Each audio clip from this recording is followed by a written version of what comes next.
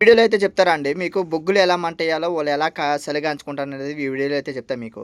వాళ్ళ కూతుర్లు, కొడుకులు సాయంత్రం నైట్ వచ్చేదానికి నాకు పొద్దున్నే చేపిచ్చినది ఈ పనులన్నీ మా మేడము.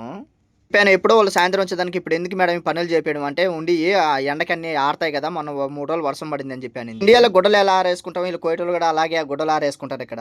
మనం బొగ్గులు మంటేయాలి. ఇసుక అయితే తెచ్చుకోవాలి. ఆ ఇసుక తెచ్చుకొని దాంట్లో అయితే బొగ్గులైతే బేయాలి. ఆ బొగ్గులు ఎలా ఉంటాయి ఇప్పుడైతే చూపిస్తా చూడండి. పీడ్చుకోకూడదు ఆ పొగ అనేది. పీడ్చుకున్నామంటే చాలా ఇబ్బంది అవుతది. చచ్చిపోతాం కూడా చచ్చిపోతారు ఆ మనుషులు. ఆరైతే పెట్టి 3 కర్పూరాలు పెట్టి నేనైతే ఎలిగిచ్చి వాళ్ళకైతే ఎలా కాల్చినానో బొగ్గులు చూడండి ఒకసారి. విలేజ్ అయితే లైటర్ అయితే ఇచ్చారు. లైటర్ కాడ చూడండి ఎంత పొడుగున్నదో. ఆ లైటర్‌తో అయితే బొగ్గులైతే మంటేసేసి వాళ్ళకైతే ఇచ్చేసాను. కంపల్సరీగా మనం బొగ్గులు మంటేసినప్పుడు కంపల్సరీగా ఇసుకైతే ఉండాలి. ఆ ఇసుక లేనిది వాళ్ళైతే బొగ్గులైతే మంటేసుకోరు. సినిమా ఆ బొగ్గులు ఆరిపోతానే ఇంకైతే ఇసరాలి. పూర్తిగా నలుపు ఉన్నది ఎర్రగా రావాలి అయన్నీ. అలాగ మంటేయాలి మనము. దాదాపు 20 నిమిషాలైతే పడతది. మనం ఆ మారి ఇసురుతూనే ఉండాలి. లాస్ట్‌కైతే మనం ఆ పెనుములో అయితే ఇసుక పోసి ఆ ఇసుక పైన అయితే బొగ్గులైతే ఇచ్చేయాలి వాళ్ళకి. ఇంతకుముందు పెద్దది ఒకటి టేబుల్ తెచ్చినాము. బొగ్గులు మంటేసుకోవడానికి అని చెప్పాను కదా! దాని మీద పెట్టుకొని గవ్వ